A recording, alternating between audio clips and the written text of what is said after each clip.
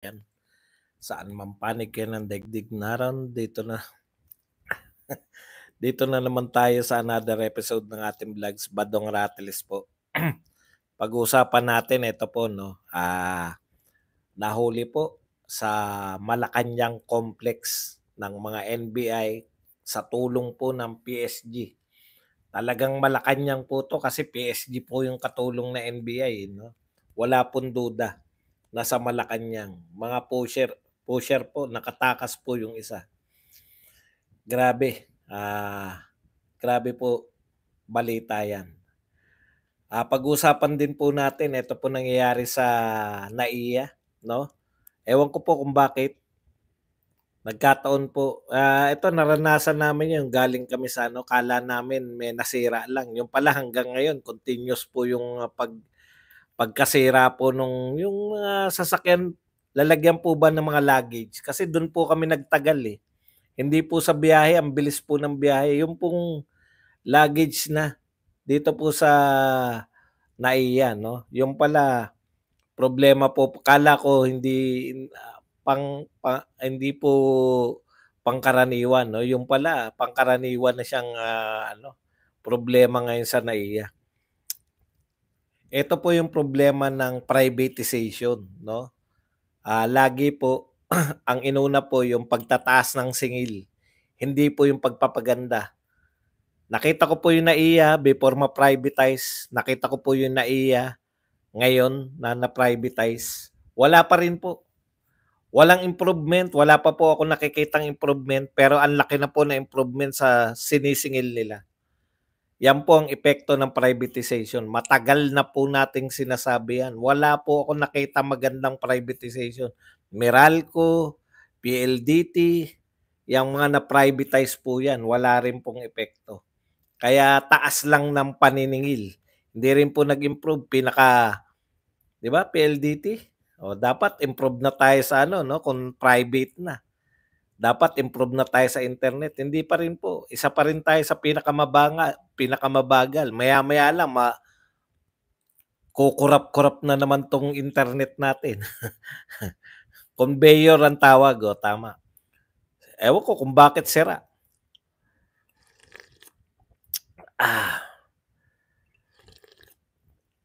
Imbis po mag-improve lalo pong lumala no na privatize Wala pa naman tayong nakikitang nilagay nila Pero nagbayad po sila. Saan kaya napunta yung pera na binayad ng mga privatize na to? Okay, malungkot po na ayon po sa latest na pahayag, mag-pitch in na daw po tayong lahat. Magbakas-bakas na po tayo para sa mga binagyo. Totoo po, yung namomblema na sa pondo. Alam nyo, bumabaha po yung pondo. Nung walang bagyo, bumabaha.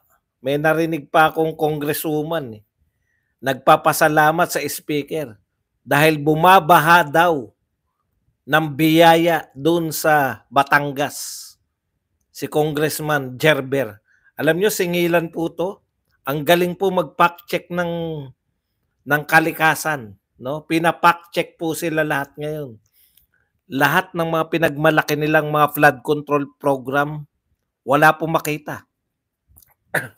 Lahat po ng pinagmamalaki nila na para, ano yung sinabi ni Ano yung sinabi ni Saldico? Na yung budget dapat makarating yan sa tao, para yan sa tao, kaya nila binawasan yung ng mahigit 1 bilyon yung budget ng Vice President, 'di ba? Para daw maidirekta sa tao. Bakit po pitch in na ngayon ang mamamayang Pilipino para tumugon po dito sa ang hirap po sa dibdib, no? Kasi sa totoo lang, ayaw natin na mangantyaw lang kasi nakikita natin pero hindi po talaga Talagang kinakailangan mamulat na po tayo. Tama po si BP Sara. Nung sinasabi niya walang kakayahan, eto po kitang-kita natin. Okay. Tapos yan pa, no? Drugs. Sa Malacanang Complex. Wala pong takot. Kahit sa Malacanang, nagkakabentahan. Yan po yung epekto ng bloodless war on drugs. Gusto nyo yan, di ba? Pinagmamalaki nyo yan. Iba lang po yung mga statement nila. Halimbawa po, sabi nito ni Executive Secretary, we commend the NBI with the support of PSG and PDEA. PSG po ang katulong, kaya talagang totoong Malacanang complex to. Sa Malacanang po mismo talaga. And local police for the apprehension of suspected pusher of illegal drugs and the seizure of drug-related paraphernalia in San Miguel, Manila. We call on law enforcement to relentlessly pursue the capture of his accomplices who remain at large. Moreover, we ask for the full cooperation of all citizens in this ongoing investigation. Successful po nila tinitignan yan, pero po, ang tingin natin dyan, ang lalakas na po ng loob. Meski sa Malacanang. Sa tingin nyo ba, panahon ni Duterte, makakalapit sa Malacanang yung mga yan? Ang galit siguro ni Tatay Digong, putya, pag may nabalitaan siya nagtitinda ng droga sa Malacanang. Okay, hindi po malilihis ang issue, wag po kayo mag-alala. Hindi po malilihis ang issue. Dahil yung issue ng baha, kitang-kita po natin yan. Hindi po tayo papayag na malihis din, no? Kaya lang, ang point po dito, hindi po tagumpay yan. Yan po yung pagpapakita na mismong yung mga drug pusher, wala pong takot sa Malacanang. Doon ka nagtitinda sa bahay ng presidente. Katabi mo lang yung presidente.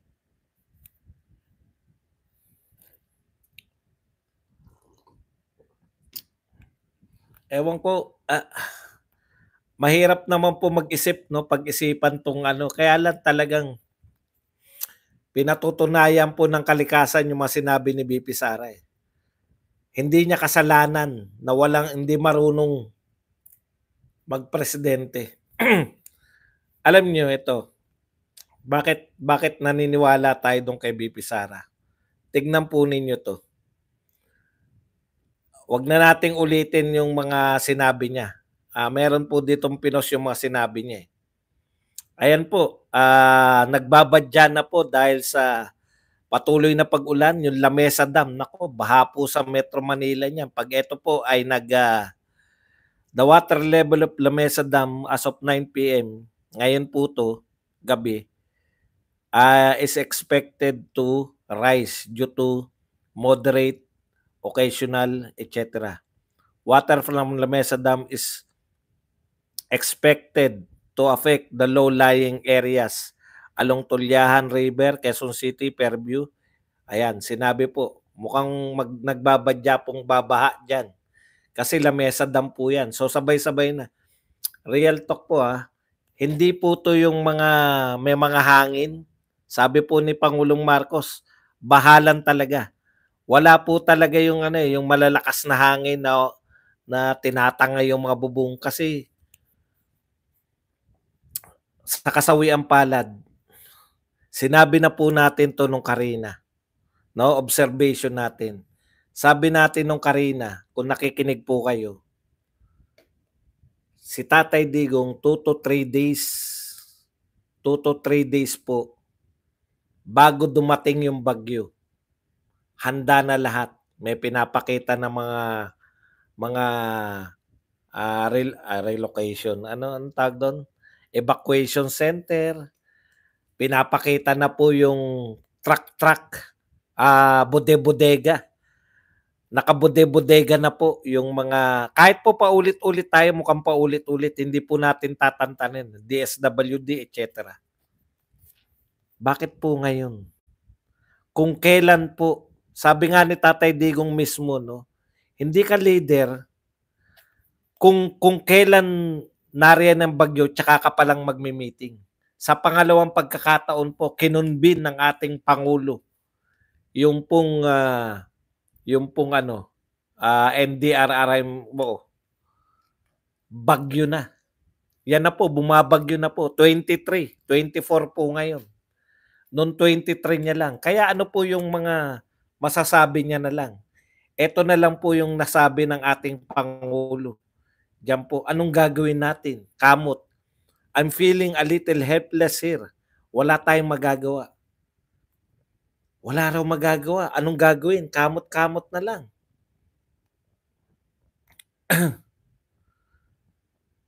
Si Lenny, tignan niyo po, sabog-sabog po, wala po talagang ano eh. Nakita niyo si Lenny nakalusong. Hindi ko po sinasabing hero si Lenny. Kasi ilan lang po yun, wala pang 20 yung plastic na ipamimigay niya para lumusong pa siya eh. 'Di ba? Biruin niyo hanggang dito yung tubig, nakalusong si Lenny. Eh kung magkasakit pa yung mga yun, eh ang pamimigay nila mga 20 peraso lang. Pero at least nakita mo, no? Hindi talaga ano yan si Lenny, talagang photo ops lang habol niyan eh. Kaya lang ito po, mas photo ops po to. Tignan niyo po tong Axis. Yung Erwin Tulfo, yung number 1 po sa senatoriables. Tignan niyo po kung paano po siya tumulong. Ito, Axis Party List through its nominee House Deputy Majority Leader Erwin Tulfo has donated 1 million in cash and over 2,000 sacks of rice to the victims of Typhoon Christine in the Bicol region. Aba, kanina nakileni to ah. Ayan. Links up with Robredo's Angat Buhay. O, kita nyo? Majority floor leader po yan.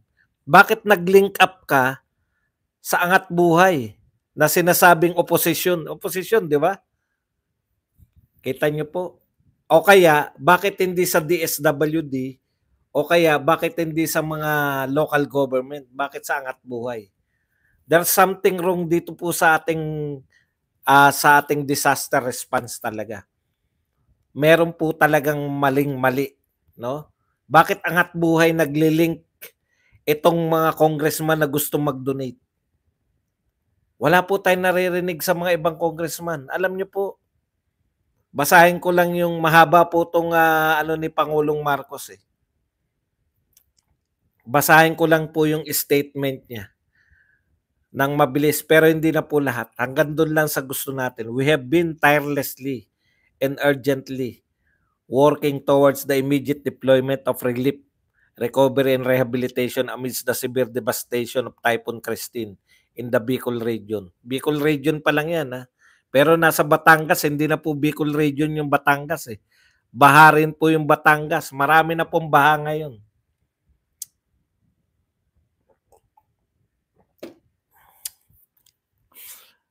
Eto po, kapit lang po kayo, baka mahulog po kayo sa mga inuupuan nyo. Lahat na mapagkukunan ng inyong pambansang pamahalaan ay inalaan upang ipaabot bilang kinakailangan na tulong tungo sa mabilisang pagbalik ng normal na kondisyon at pamumuhay sa apektadong lugar. Lahat daw na mapagkukunan ng pambansang pamahalaan. We are now intensifying as well preparations. Ngayon lang sila nag-intensify ng preparation. Kita niyo yung diferensya? As this generational typhoon makes its way to southern Tagalog and barrels towards northern Luzon, our priority there is to mitigate the damage it may cause, evacuate those living in hazardous areas, and to preposition necessary goods and personnels to ensure the continuous availability of essential supplies once the typhoon arrives. Once the typhoon arrives, kahapon pa po may typhoon. Ngayon lang po kayo naglabas ng ganito. We direct our agencies and offices of the government as well as our partners in private and non-government sectors to pitch in, strengthen and reinforce the bulwark which we have built against this raging tempest. Ako po hindi ko po minamaliit kasi alam ko po yung mga taga-gobyerno talagang kumikilos, nakikita naman natin, no? Kaya lang po, sa totoo lang, gusto nyo mag-pitch in na kami. Mag-ambag-ambaga na raw po tayo, no? Para po makatulong. Wala po akong problema dyan, no? Mag-ambag po kayo, no? Para po sa tulong. Kaya lang, ang problema namin, Mr. President, mawalang galang na po, no? Alam nyo, too much, napakaraming pinamimigay na ayuda. Nakita po namin bilyon-bilyon, sabi po sa Davao bilyon po. Bilyon po yung pinamigay na ayuda dun sa Davao at sa iba pang lugar bilyon po ang mga pinag-uusapan na ayuda, wala pong baha. Nag-eeye-eye po ang pinsan mo. Ang daming pera, sabi no sa salita ni Beatrix, 'no, sabi niya, "Bumabaha ng biyaya, maraming salamat." Karirinig ko lang nung speech, may nag-post po na bumabaha raw yung biyaya dun sa Batangas. Di ko alam kung ano tatakbuhan ni Beatrix dun. Ang dami pong ayuda doon po sa mga walang baha. Nung wala pong baha, pupunta yung mga congressman, buhos, 'no? Mamimigay ng ayuda sa Davao, namimigay ng ayuda sa Batangas. Araw-araw may binibigyan ng ayuda, tuwang kamay-kamay po kayo, kasama po kayo Mr. President. Lalo na 'tong pinsan niyo hindi po wala pong absent sa pamimigay ng ayuda. Bilyon-bilyon po, 500 billion. Ilan lang po yung probinsya natin, kung bigbigyan niyo mula sa 500 billion, wala pa yatang 30 yung probinsya natin. Hindi ko po tiyak, pagay mo na 50. 50 billion lang po yun kung bibigyan mo sila ngayon ng tig 1 billion. Kaya na pong diskartehan ng mga probinsya yan. Eh wala po eh. Sa Cavite rin, bilyon-bilyon din po pinag-uusapan nung wala pong baha. Ngayon pong may baha, magpi-pitch in na po lahat. Napakarami po, nabalitaan po namin. Hindi po sa ayaw namin, gusto ko po, sige tumulong po kayo. Pero kanino po, paano po? Gusto namin tumulong, no? Kaya lang sa isang banda naman, gusto sana namin makatulong kung maayos naman yung, di po ba?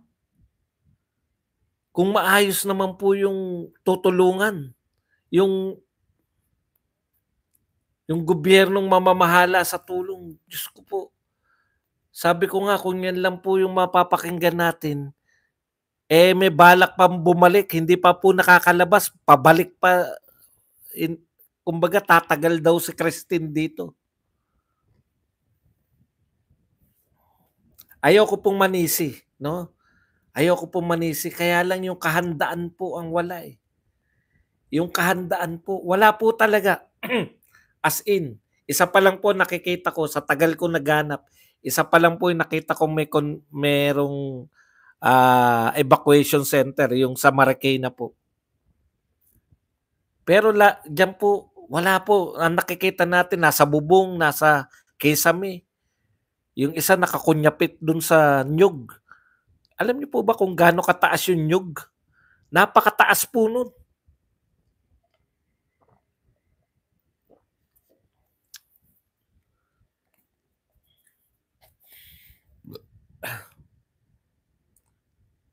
Ito po yung dapat mamigay.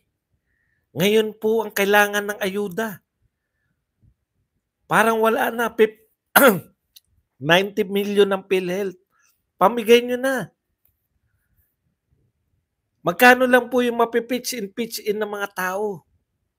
Ang lalaki po, nagbenta tayo ng ginto. Oh, ito na yung chance nyo. Nagbenta ng ginto. Nagbenta po tayo binenta natin yung mga Star City.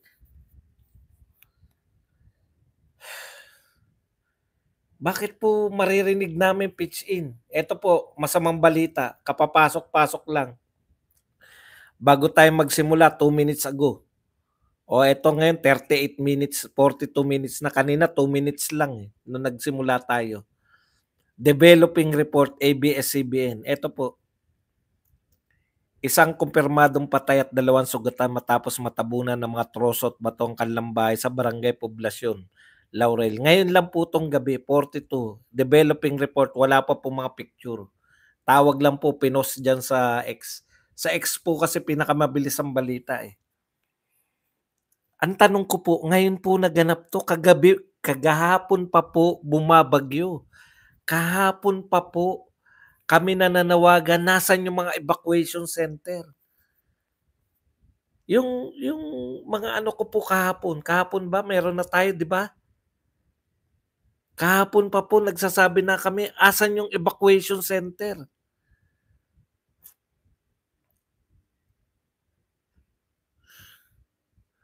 Evacuation center po ang kailangan.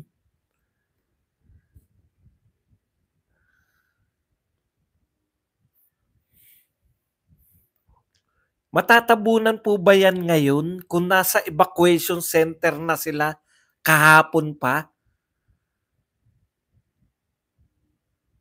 Kamakalawa pa, ano ba ba dong? Oh, hindi ko na po maano yung oras eh. Kung 23 nag-meeting, 23 kayo nag-meeting. So kung 23, palagay na natin late na po yun, di ba? Pero nautusan nyo na sana na merong evacuation center na lahat. Hindi na po mangyari to kung nasa evacuation center na po sila. Martes. Ngayon po may natatabunan pa rin dahil nasa bahay. Alam niyo po ba kung bakit lang sila nasa bahay pa ngayon? Kasi wala naman pong malakas na hangin. Malamang yan kung may malakas na, kung tunay na bagyo yan, yung mga walang bubong, baka kung saan po sila naglipana. Balik na naman tayo nung panahon ng mga Yolanda. Systematic na po yan nung panahon ni Pangulong Duterte.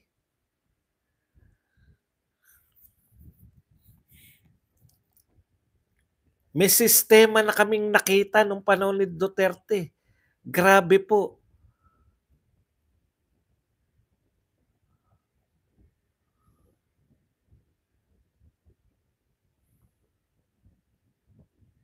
Balik na naman tayo sa mga helpless ang lahat. Hindi na naman alam ang mga pupuntahan.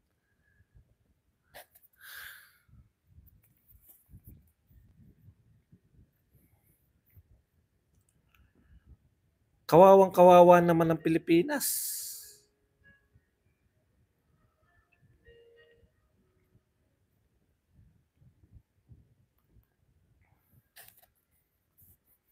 Wala pong problema, gusto namin mag-pitch in eh. Kaya lang, kitang-kita namin nag-eye-eye oh. Sabi namin, ang daming pera ng Pilipinas. Napakaraming pera. Pinamimigay ni Martin. Bumabaha daw, yun yung termino, bumabaha ng biyaya. Maraming salamat sa mahal nating speaker. Asan na po yung bumabahang biyaya?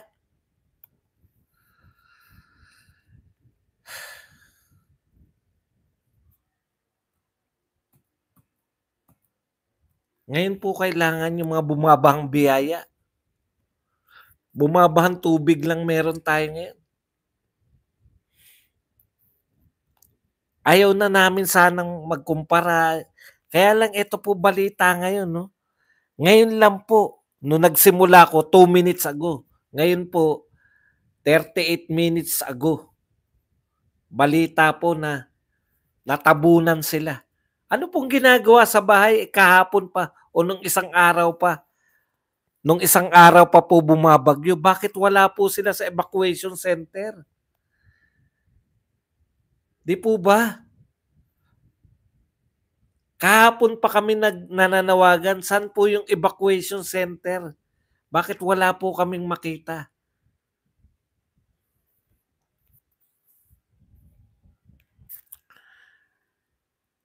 Kahapon pa tayo nananawagan na asan po yung calamity response natin. Inuna nyo pa yung mga video na kinonta ko na po yung US, yung United States at sila po ay willing tumulong. Gagamitin po yung EDCA. Asan po yun? Yung isa naman, kinonta ko po yung Singapore, yung mga Southeast Asia. Inaayos na po yung protocol. Protocol pa rin ang iniintindi nyo.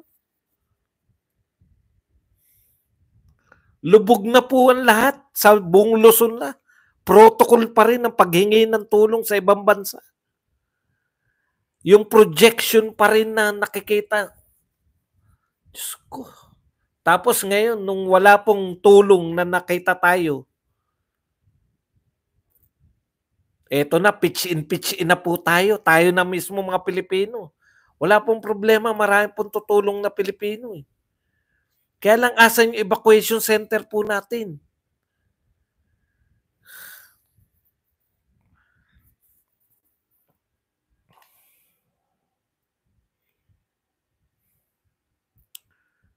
Tama si VP Sara, 'no? Hindi niya kasalanan kung hindi marunong maging presidente, oh, presidente.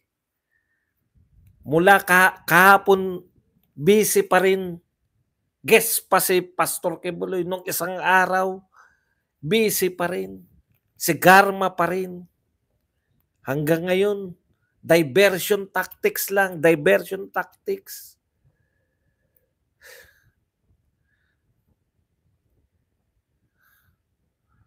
Ang dami po natatrap. Tapos okay lang ano lang daw, hintayin daw na humupa ang ano, hintay na raw daw humupa yung alam niyo po, paano kung bagyo talaga? Yung tinangay lahat ng mga yung mga bubong, saan na pupulutin yung mga yan? Maghihintay lang daw na humupa ng konti para makapasok yung mga rescue, para makapasok yung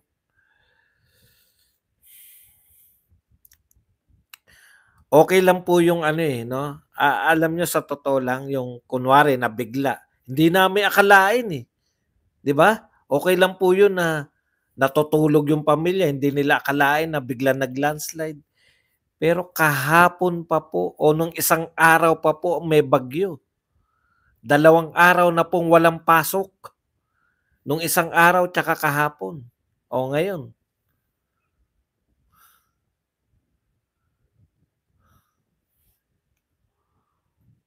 tapos ang solusyon din pala pitch in din pala, mag-pitch in na raw po ang lahat.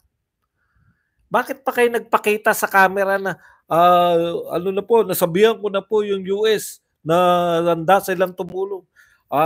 Inaayos na namin yung protocol ng Southeast Asia para sa kanilang pagtulong. Diyos ko,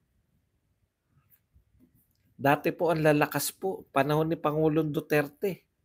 Super typhoon, hindi po super typhoon si Christine.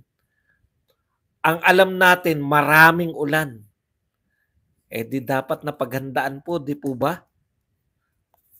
Busy ang lahat. Busy kung paano ididiin ng mga Duterte.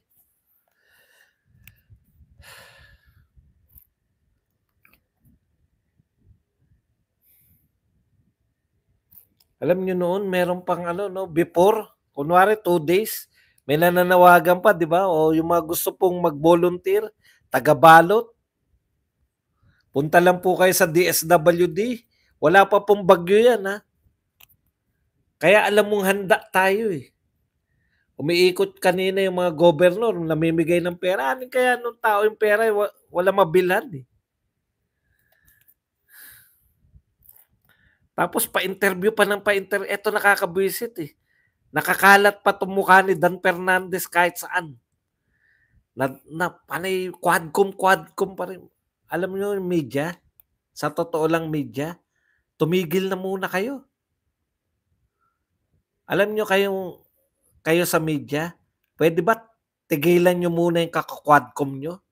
Tigilan niyo muna ipakita sa amin yung mga mukha ni Fernandez, mukha ni Larry Gadon, mukha ni Ortega. Nakakabwisit pa, eh. Yan ang uutapa. Alam niyo noon media, 'pag may mga ganyan sakuna, nag-uunahan na kayo na donasyon.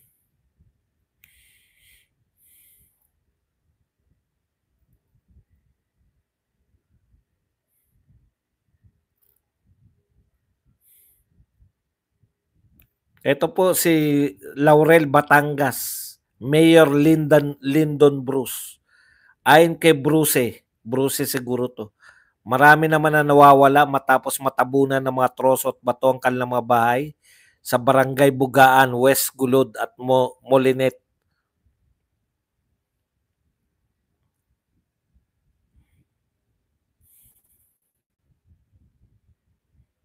Marami pa po nawawala. Ngayon lang po 'to, ilang araw na pong umuulan at bumabagyo. Hindi na po yung na-anticipate, sa aktuwal na po. Bakit wala pa rin hindi pa rin sila napapunta sa evacuation center? Bakit natabunan pa rin po yung bahay? Nakakaano 'no, nakakalungkot yung magagawa po ng isang incompetent na leader.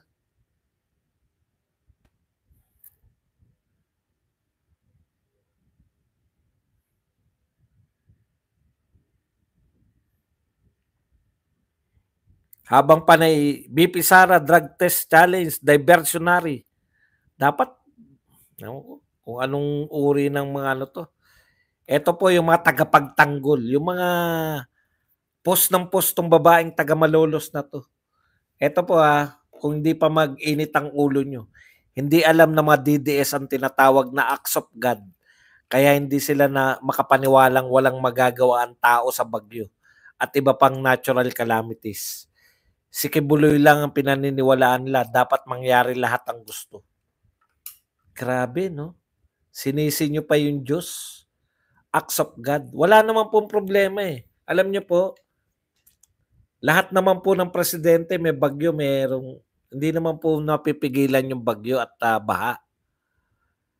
Pero yung makitaan sana nung kahandaan, di ba? Hindi naman po lihim yan eh. Hindi po yan lindol na walang nakakaalam. Yan po, nakikita po natin yan. Pati po kung gaano karami yung ulan. Di po ba merong mga warning na orange? Gaano karaming ulan ng orange? Hindi ko lang alam kung gaano karami. Nakalimutan ko na eh. Red warning. Gaano karaming ulan pag red warning? Yellow warning. Naayos na po yan eh.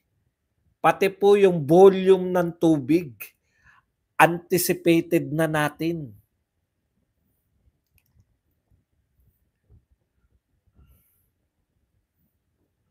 Pero bakit po, alam na nating babaha dahil ganito kalaki. Kita mo sa satellite. Tapos yung ulan, ganito karami. Saan pupunta yung mga yan? Babaha. O di may ginawa na tayo. Makita naman lang sana natin yung rubber boat. Bawat probinsya na ilabas na, bawat nakahiram na. Sa mga taga Mindanao, sa taga Visayas na hindi babahain. Nakahiram na ng mga rubber boat. Tapos ang bumabalik sa isip ko, no? Yung sinasabi na yung mga pagtulong daw ni BP Sara yung parang nadodoble lang. Meron ng proyekto yung DSWD, bakit magpoproyekto pa si BP Sara para sa tulong? Yan nakitang-kita na natin, no? Na hindi ko nga nakikita yung DSWD ngayon eh.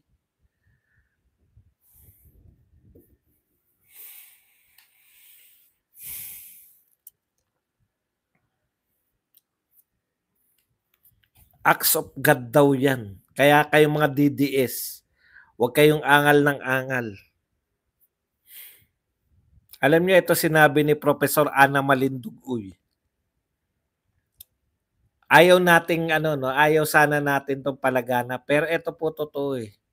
Ang fact checker ng gobyerno ni PBBM is ang Mother Nature mismo para ilabas kung ano ba talaga nangyayari sa Pilipinas. Kung saan ba napupuntan limpak-limpak na bilyones para sa proyekto na dapat i-implement. Nakakahiya tayo, hindi lang tayo ang nagkaroon ng bagyo. Other countries too. At malalakas din. Pero look how they respond. Ang bilis ng responde at recovery. Sa atin, my God, yung Pangulo na mismo nagsabi na hintayin na lang ang nahumupa before pa tayo makagawa ng paraan.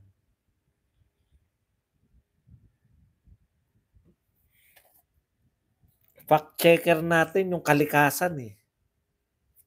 Kaya dapat yan yung chine-check nyo, no? Kayong Kongreso, asan yung DPWH? Bakit may baha tayo? Ang dami na naming pondo diyan sa flood control, asan 'yan? I-check niyo saan napupunta yung ayuda. Ang buong akala ko po dito magagamit yung mga bilyong-bilyong ayuda. Wala po tayong bilyong-bilyong ayuda nung panahon ni Tatay Digong, pero bakit hindi po kinakailangang mag-pitch in ng mga tao? Bakit kayang tugunan ng DSWD sa pondo? Kasi lahat ng pondo nabibigay talaga ng pang-ayuda. DSWD, nasaan ka?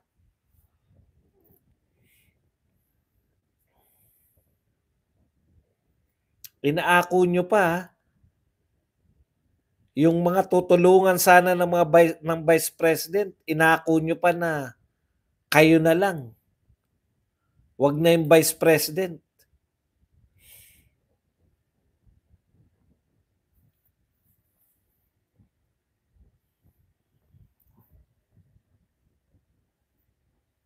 Pati press natin, oh, grabe, bakit kayo ganun? Wala man lang naghanap ngayon, no, kahit isa. Tahimik dilawan, tahimik lahat, tahimik kayo lahat. Si Tatay Digong, nakikipag-unahan lang sa Lenny, pero handa na lahat.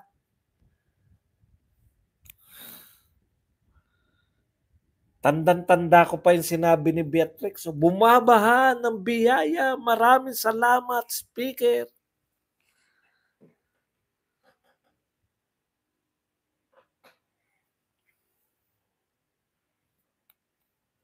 Yan lang po ang ating topic. Pwede na tayo magbasa. Alam ko po na kayo kanina pa gigil